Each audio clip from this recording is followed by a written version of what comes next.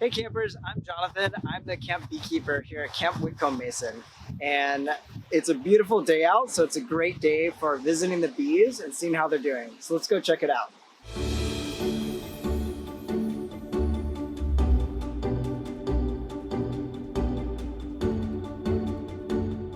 All right, so we have bee smoker lit, at least momentarily, and we have this hive right here. I like to keep track of how my hives are doing with a lovely brick, so I know this one has been well in the past.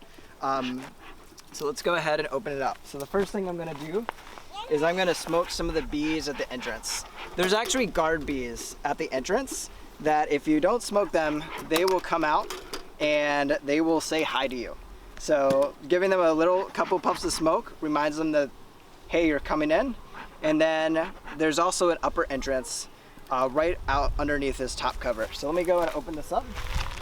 So on top of every hive, I have what's called a top cover or an outer cover. It's a pretty basic waterproof lid. And then we have on the inside an inner cover. The inner cover is nice because they often come with entrances up top that the bees can use for ventilation and for getting in and out of. All right, so here's our hive. And inside a hive, this is called a Langstroth hive. You normally have a bunch of frames. And what's really nice about the frames is that you can remove them and you can look at them.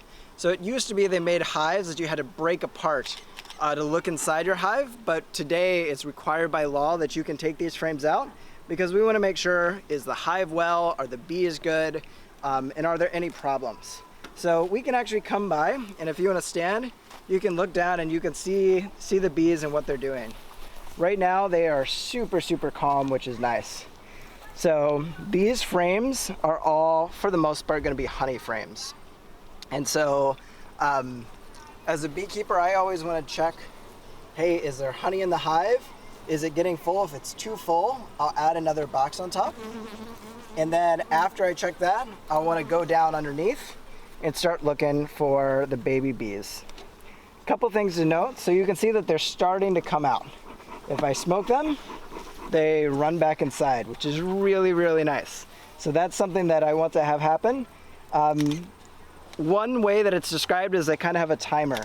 You might get 5 minutes, you might get 10 minutes, but after that timer's up, smoke doesn't do a lot. They get really feisty. All right, so this is a frame where they're starting to add nectar. And so you can see how it's nice and glistening. That is all fresh from flowers, and they're converting that into honey. Now, when I get the frame originally, it looks something like this. This is called Plasticell, and it just helps them to give them some starting foundation. We often call this foundation. You can use pure wax, but the bees like to be creative and they'll make some really interesting shapes. So by giving them this starting foundation, it helps them to keep your hive nice and square, which makes it much easier to pull the frames. So this is a frame, of course, for nectar.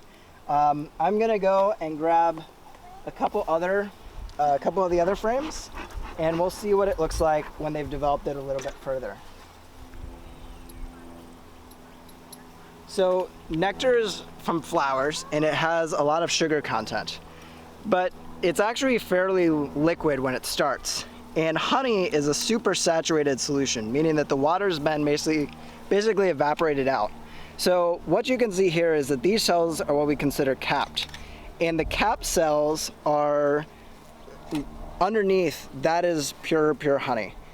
So you can, for example, take a toothpick, you can eat the honey directly.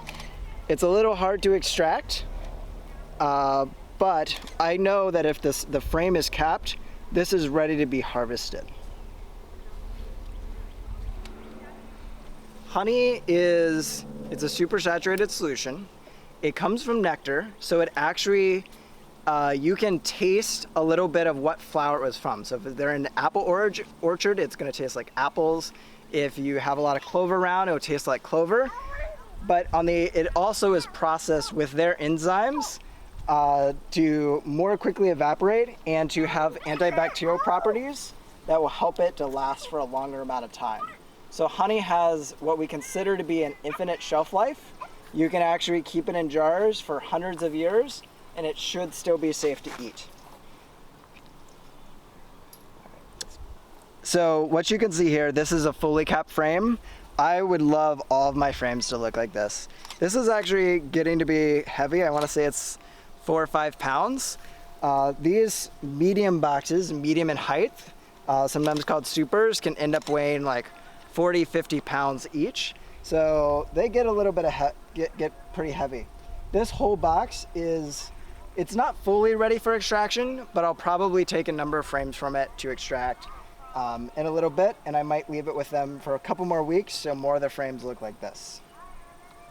Do bees eat their own honey? The bees love to glue everything together. So one reason for this pry bar is in addition to honey and in addition to wax, there's a substance called propolis, and propolis comes from trees. It's basically tree sap. These pine trees have tons of propolis, and so they use it to actually glue all the boxes.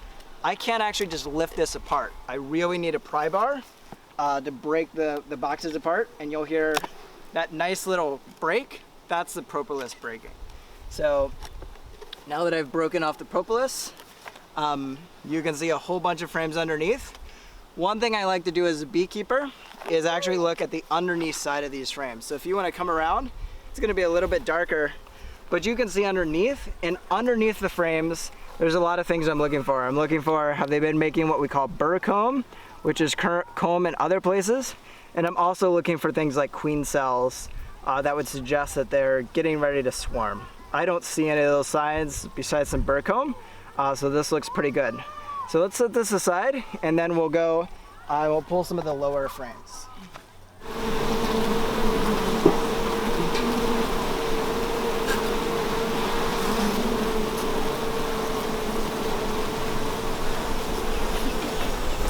If you're interested in bees, what I highly recommend is you want to go find somebody who has bees and you want to try it. And you want to work with somebody who's done beekeeping before. There's a couple cool bee clubs around the area. One of them is the Milwaukee Waukesha Beekeepers Association. We have a bee yard and we invite people to come out and try bees. So if you want to just get your feet wet, join a bee club or come out to camp just to see a little bit of what it's like.